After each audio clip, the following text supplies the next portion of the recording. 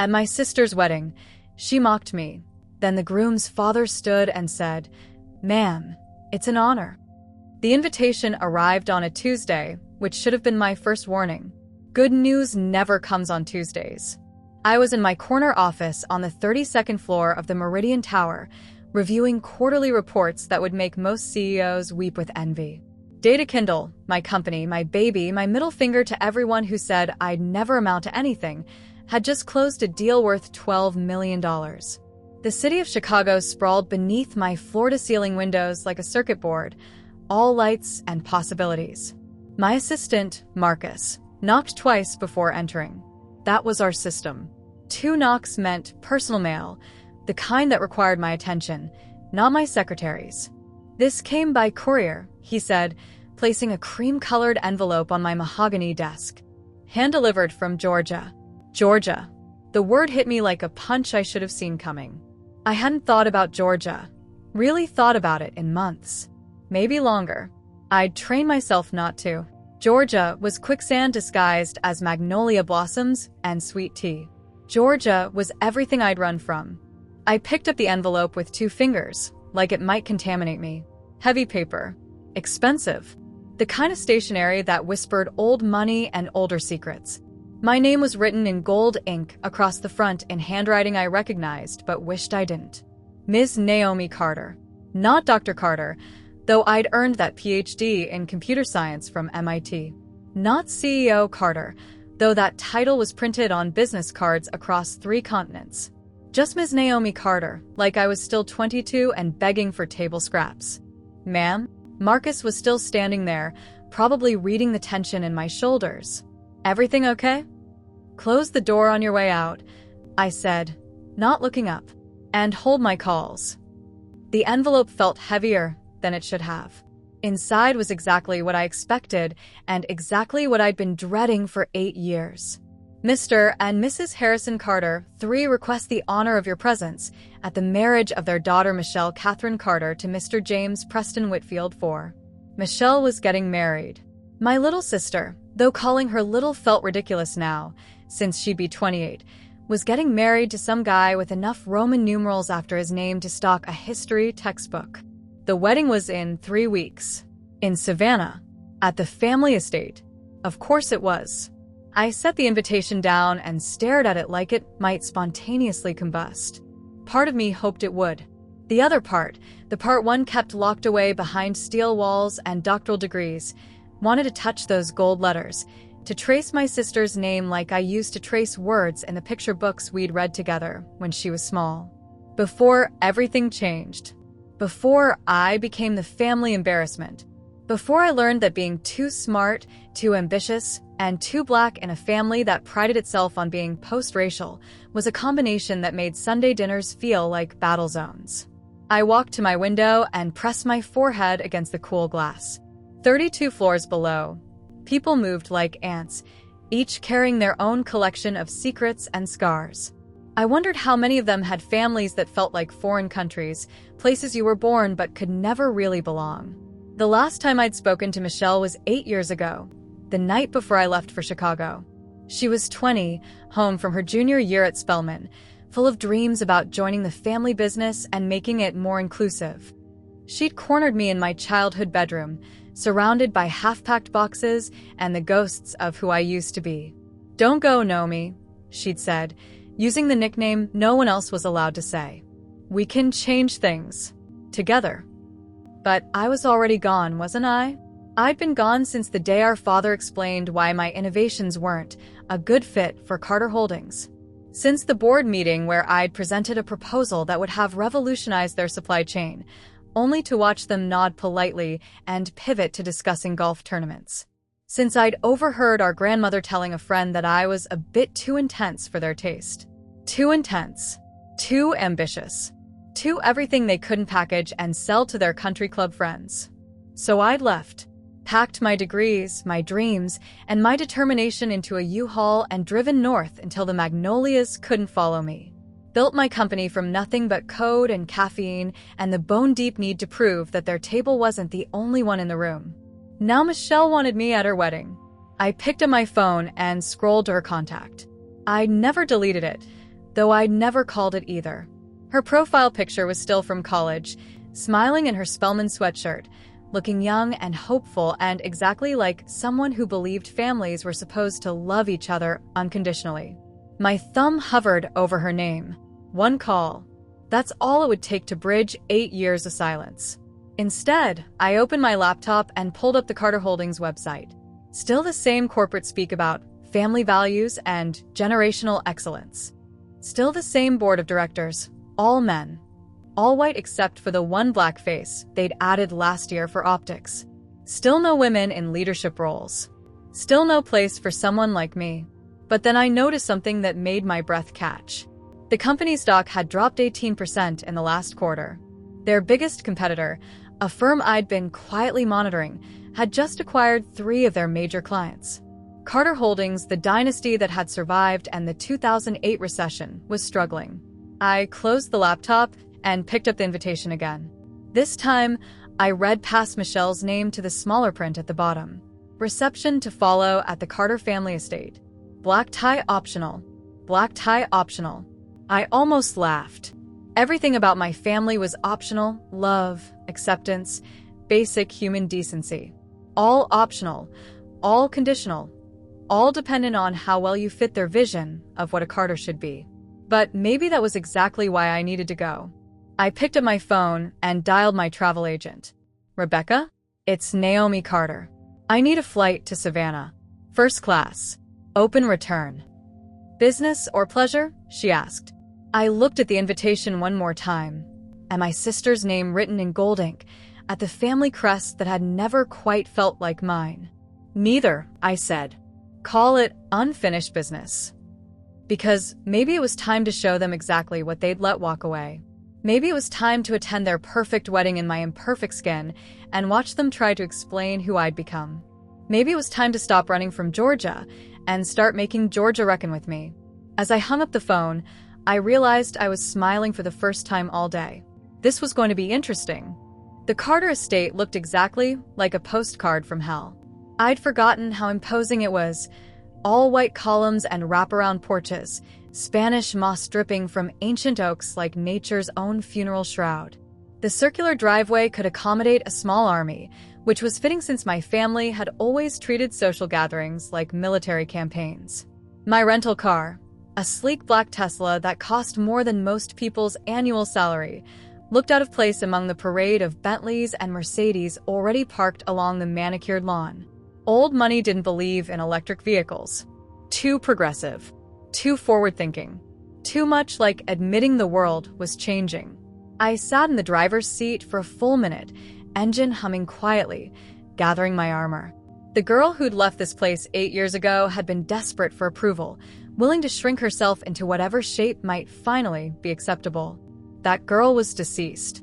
In her place sat a woman who'd built an empire from algorithms and ambition, who'd been featured on the cover of Forbes, who'd given a TED Talk that had been viewed 12 million times. But somehow, staring at those white columns, I felt 22 again. The front door opened before I'd even made it up the marble steps.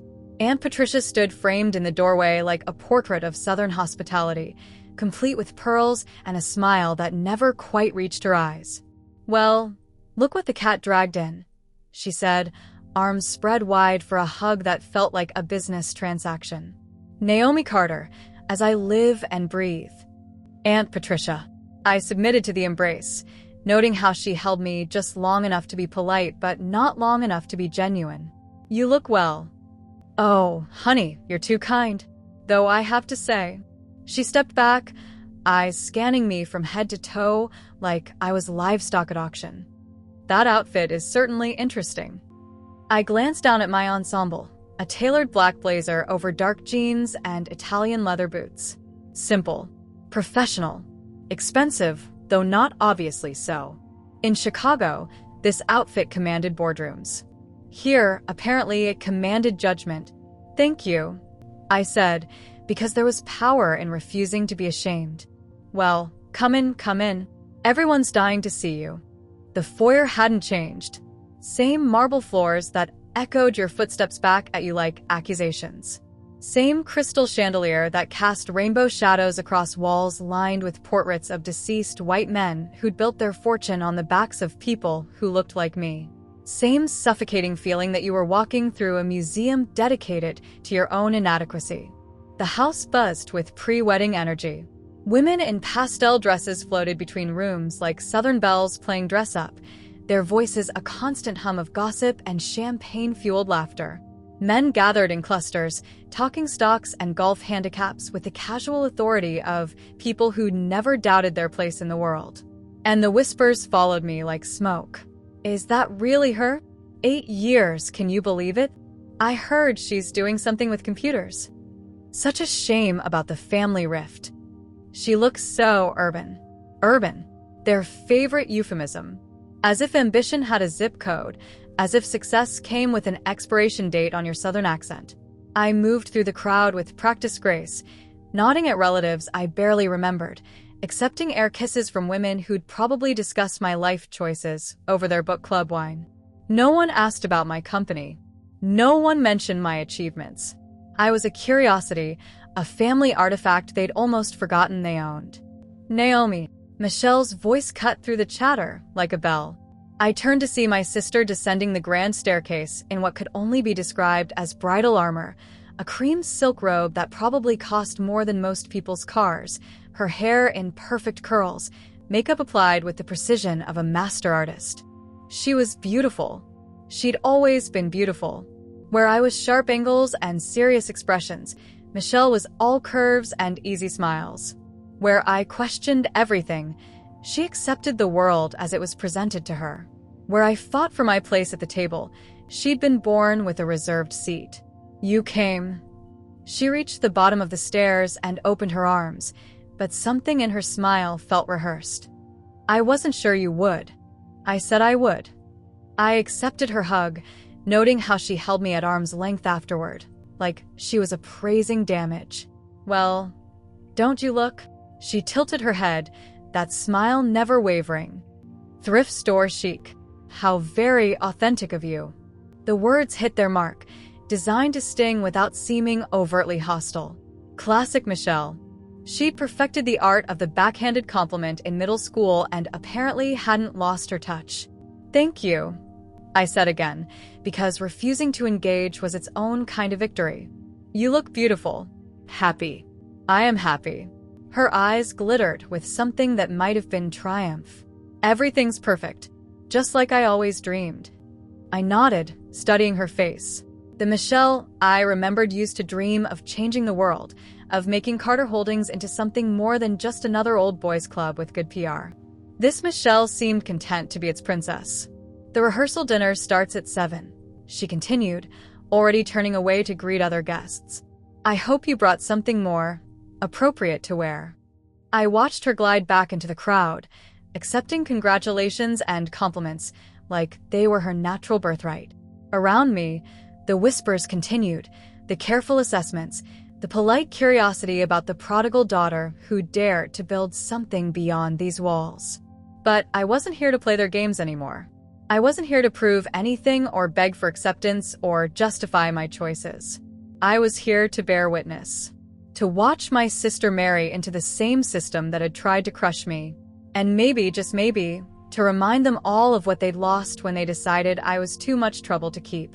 The rehearsal dinner was held in the estate's grand ballroom, a room I'd once thought was the most beautiful place on earth.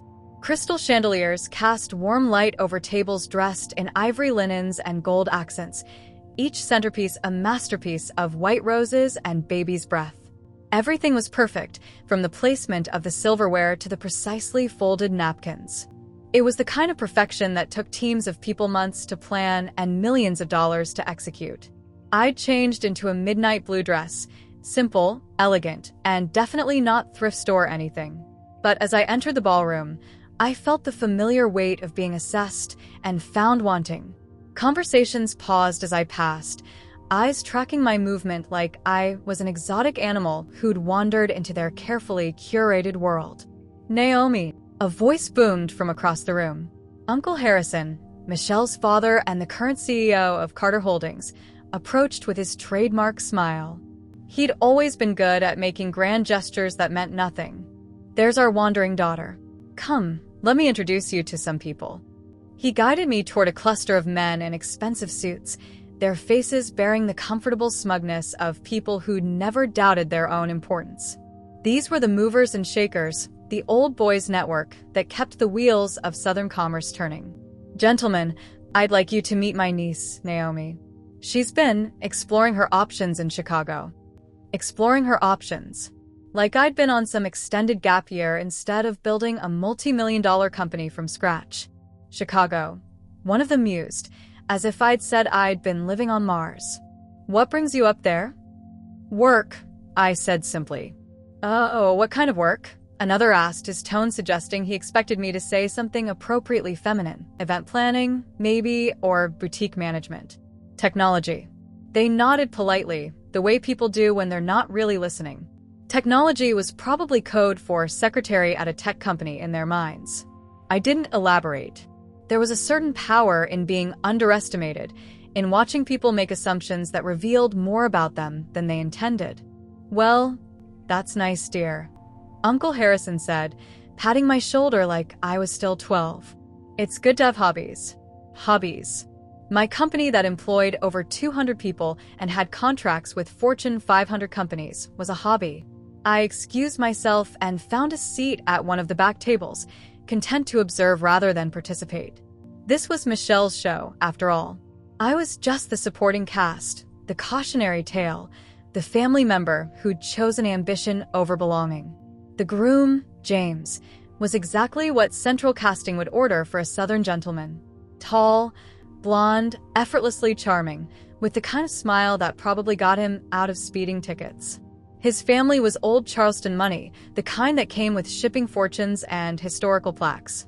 They fit seamlessly into the Carter ecosystem, all shared references and inside jokes about people I'd never heard of. James's father, Robert Whitfield III, commanded attention without trying. Distinguished silver hair, a firm handshake, and the bearing of a man accustomed to being the smartest person in any room. He spoke about market trends and investment opportunities with the casual authority of someone who moved millions of dollars with a phone call. Dinner was served, some elaborate multi-course affair that probably cost more per plate than most people spent on groceries in a month. The conversation flowed around me like water around a stone. Gossip about mutual friends, speculation about real estate markets, detailed discussions of charity galas and yacht club drama. I might as well have been invisible. Then Michelle stood up, champagne flute in hand, and the room fell silent. "I want to thank everyone for being here tonight," she began, her voice carrying that practiced grace she'd perfected in sorority meetings and junior league presentations. "Family is everything to us Carters. It's what grounds us, what defines us, what makes us who we are." She paused, her eyes finding mine across the room. That smile, the one that had launched 1,000 family photos, spread across her face. Of course, family means different things to different people. Some of us believe in sticking together through thick and thin. Others. Another pause, perfectly timed. Well, others prefer to make their own way in the world. And that's fine too. A few nervous chuckles rippled through the room. Everyone knew she was talking about me without having to say my name. "I'm grateful for my perfect family," she continued, raising her glass higher. "The ones who've been here for every milestone, every celebration, every important moment. The ones who understand that some things are more important than career pivots." Career pivots. She made it sound like I decided to try pottery or become a yoga instructor. "So here's to the people who stay," Michelle said, her voice warming with emotion that might have been genuine. "Here's to the people who understand that love means showing up. Here's to the people who don't pull vanishing acts when things get complicated." The room erupted in applause. Glasses clinked. People murmured their agreement. Michelle basked in the glow of approval, the golden child delivering the perfect toast at her perfect rehearsal dinner. I clapped politely, my face a mask of calm interest. Let them have their moment. Let them congratulate themselves on their loyalty and their togetherness and their superior understanding of family values.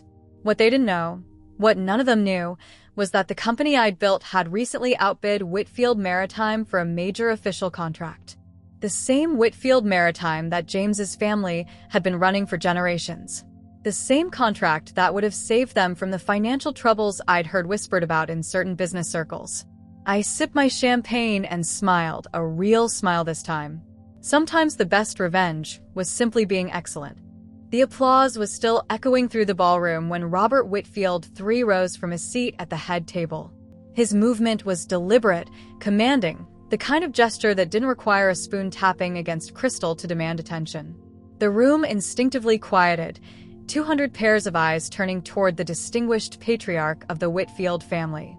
"Thank you, Michelle, for those lovely words about family," he said, his voice carrying the authority of boardrooms and country clubs. "If I may, I'd like to add something." Michelle's smile flickered, just for a moment, like a candle in an unexpected breeze. This wasn't part of the program. Rehearsal dinner toasts followed a script. Bride's family, groom's family, maybe a few close friends. Spontaneous speeches were dangerous territory. "Of course, Mr. Whitfield," she managed, settling back into her chair with the grace of someone who'd been trained never to show discomfort in public. Robert cleared his throat, his gaze sweeping across the room before landing on me with laser precision. My stomach clenched. Whatever was coming, it was aimed directly at me. "I have to share something that's been bothering me all evening," he continued, his tone thoughtful, almost puzzled. "You see, when I received this invitation months ago, I noticed something interesting about the guest list. There was a name that caught my attention immediately. Ann Carter." The room was silent now, the kind of profound quiet that made you aware of your own heartbeat. I felt the weight of hundreds of eyes, but I kept my expression neutral, my champagne glass steady in my hand. "Ann Carter," Robert repeated, savoring the name like fine wine. "For the past 3 years, I've been trying to get a meeting with Ann Carter. You see, Ann Carter is the founder and CEO of DataKindle, one of the most innovative AI ethics companies in the world." A murmur rippled through the crowd. Several people discreetly pulled out their phones, fingers already dancing across screens. I could practically hear the Google searches happening in real time.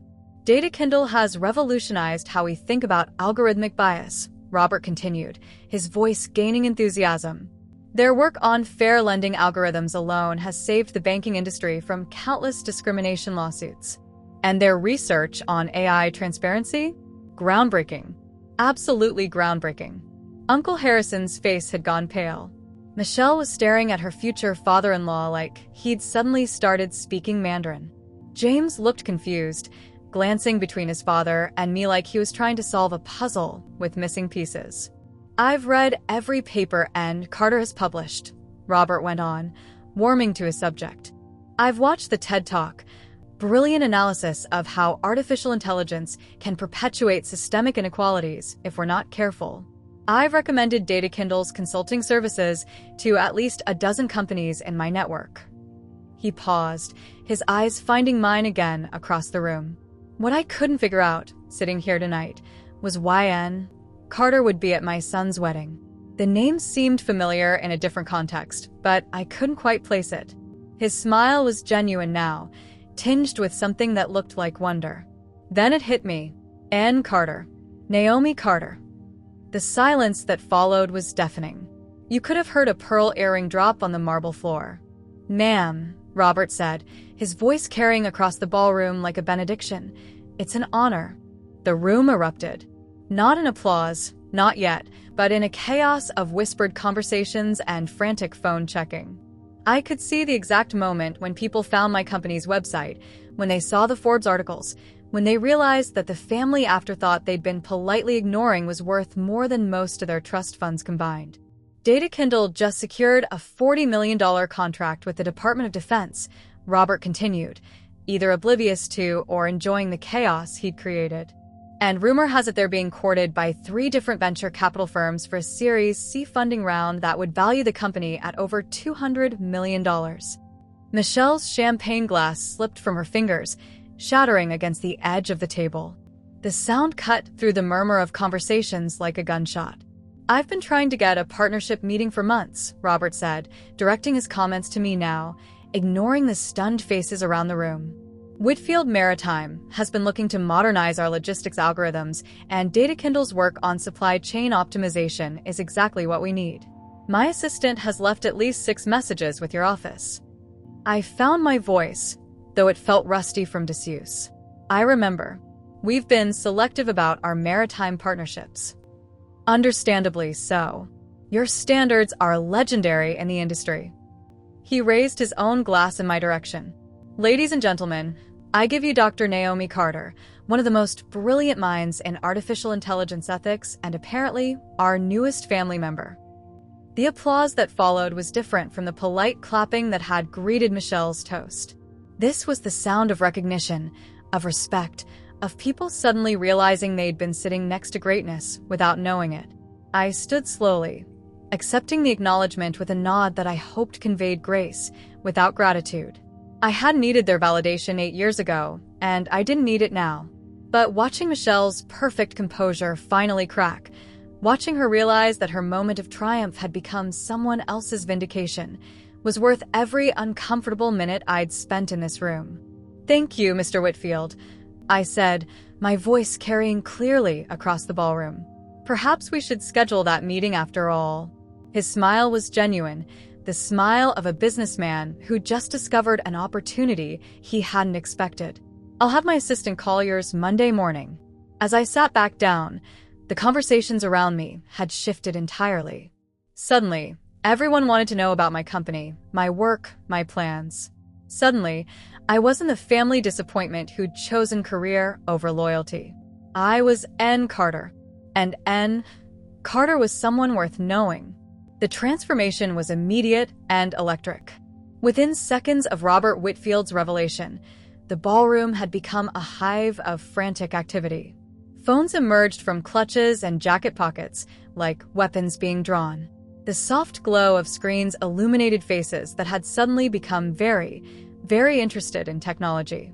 "DataKindle," I heard someone whisper near the bar. "Holy shit, she's worth." "Language, Charles," his wife hissed, but she was Googling just as frantically as everyone else. I remained seated, sipping my champagne with what I hoped looked like casual indifference, while chaos bloomed around me like a particularly beautiful explosion. The same people who'd spent the evening treating me like furniture were now staring at me with the hungry fascination usually reserved for celebrities or natural disasters. "Dr. Carter," a voice said beside me. I turned to find Martha Kellingham, one of my mother's oldest friends, hovering at my elbow like a nervous hummingbird. "I had no idea you were so accomplished." Accomplished came out sounding like she was testing the word, seeing how it felt in her mouth. "Thank you, Mrs. Kellingham." I smiled politely. "How is your grandson doing at Emory?" The conversation that followed was surreal. The same woman who'd spent 20 minutes earlier detailing her concerns about young people today and their obsession with technology was now asking detailed questions about artificial intelligence and whether I thought her investment portfolio needed more tech stocks. Across the room, Michelle was trapped in her own receiving line of congratulations, but I could see her eyes darting toward me every few seconds. Her smile had become a rigid mask, beautiful but brittle, like porcelain under stress. "Dr. Carter?" Another voice, younger this time. I turned to find James standing beside me, looking genuinely curious rather than obligatory. "I'm sorry, I should have introduced myself properly earlier. I'm James Whitfield, the groom." "Congratulations," I said, standing to shake his hand. "Your father seems like a remarkable man." "He is. And apparently so are you." James glanced around the room, taking in the subtle but unmistakable shift in energy. "I have to admit, I'm a little embarrassed. Dad talks about your work all the time, but I never made the connection. Michelle always just referred to you as her sister from Chicago." Her sister from Chicago. As if I were a geographic inconvenience rather than a person with a name and accomplishments. "It's understandable," I said. "Family dynamics can be complicated. Dad mentioned you turned down a partnership with Kellerman Industries last year. That was a $50 million deal." "It was." I watched his face carefully. "Sometimes the money isn't worth compromising your principles." James nodded slowly, and I could see him processing this information, perhaps wondering what principles his own family might have compromised along the way. Naomi, Robert Whitfield approached us, carrying what looked like a business card. I hope you don't mind, but I took the liberty of having my assistant draft a formal meeting request. Nothing pushy, just a conversation about potential synergies between our companies. I accepted the card, noting the embossed logo and expensive paper stock. Old money might be slow to change, but they still knew how to make an impression. I'd be interested in discussing your sustainability initiatives, I said. Data Kindle has been developing some interesting models for carbon footprint optimization in shipping logistics. Exactly what we need, Robert said, his eyes lighting up with genuine enthusiasm. The maritime industry has been slow to embrace environmental responsibility, but with the new regulations coming down from the EPA. As we talked, I became aware of a growing circle of listeners. Other guests had begun to drift toward our conversation, drawn by the magnetic pull of a business discussion worth millions of dollars. These were people who understood money and power, even if they didn't understand technology. The ethical implications are fascinating too, Robert continued. I read your paper on algorithmic accountability. The idea that we have a moral obligation to ensure our AI systems don't perpetuate historical biases, it's exactly the kind of thinking the industry needs. It's not just moral, I said. It's practical. Biased algorithms lead to lawsuits, regulatory fines, and damaged reputations. Ethics and profits aren't mutually exclusive. Brilliant, Robert murmured, and I could see him mentally calculating the potential value of our partnership. From across the room, Michelle's voice cut through the conversations like a desperate life preserver thrown into rough waters. James, honey, we should probably start thinking about tomorrow's timeline. So much to coordinate. But James was deep in conversation with his father and me about supply chain innovations, and the interruption felt forced, almost shrill.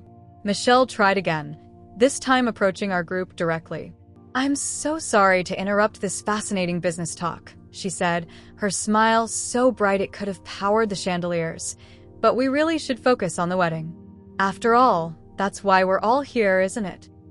The reminder hung in the air like an accusation. Yes, we were here for her wedding. Her moment. Her perfect day that was supposed to center entirely around her. But the room had shifted. The gravitational pull had changed. Where Michelle had once been the sun around which everything orbited, now there were two celestial bodies, and the guests were caught between competing forces. Of course, I said graciously. Congratulations again, Michelle. Everything looks beautiful. But as I said it, I caught sight of her reflection in one of the ballroom's mirrors. For just a moment, a split second, her composure cracked. The smile faltered. The mask slipped. And I saw the little sister who used to crawl into my bed during thunderstorms, who'd begged me not to leave, who'd once believed we could change the world together. She recovered quickly, but not quickly enough. We both knew the damage was done. Her perfect moment had become something else entirely. And for the first time in 8 years, I almost felt sorry for her. Almost. The Marriott Presidential Suite was a world away from the Carter estate, even though it was only 12 miles down the road. Clean lines instead of antique clutter. Modern art instead of ancestor worship. Floor-to-ceiling windows that looked out over Savannah's historic district without feeling imprisoned by it.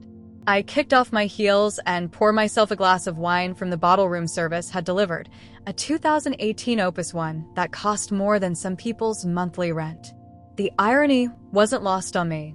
I was drinking better wine in a hotel room than I'd been served at my own family's rehearsal dinner. My phone buzzed with notifications. LinkedIn connection requests from people who'd suddenly discovered my existence. Text messages from colleagues who'd seen videos from the evening already circulating on social media. Apparently, Robert Whitfield's impromptu tribute had been recorded by at least 6 different guests, and #DataKindle was trending in business circles. But I ignored them all and called Marcus instead. How did it go? He asked without preamble. Marcus had been with me since the early days, when DataKindle operated out of a shared workspace in River North, and our biggest client was a startup that paid us in equity instead of cash. Exactly as expected, I said, settling into the suite's oversized armchair. And nothing like I expected. That sounds very zen of you. I laughed, really laughed for the first time in days. I think I might actually be zen, which is terrifying. Should I be worried that my famously driven boss has found inner peace? Your famously driven boss has found perspective. I took a sip of wine, watching the lights of Savannah twinkle below. There's a difference. I told him about the evening, about Michelle's toast and Robert's recognition, and the complete shift in the room's energy. Marcus listened without interrupting, occasionally making small sounds of amazement or approval. So, the patriarchy finally acknowledged your existence, he said when I finished.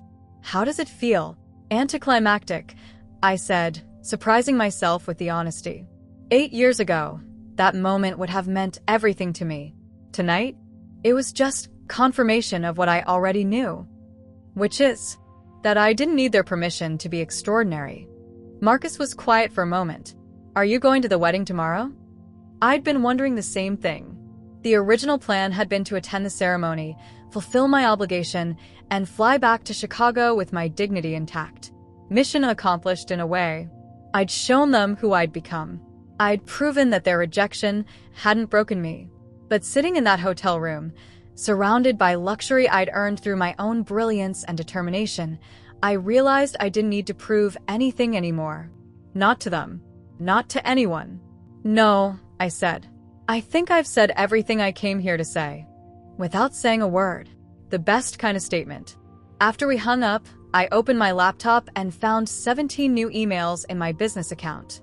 3 were from venture capital firms who'd somehow gotten word about tonight's impromptu networking session. 5 were from companies wanting to discuss partnerships. 2 were from reporters requesting interviews about the intersection of family legacy and tech innovation. And 1 was from Robert Whitfield himself, sent just an hour ago. Dr. Carter. I hope you'll forgive the informal follow-up to our conversation this evening.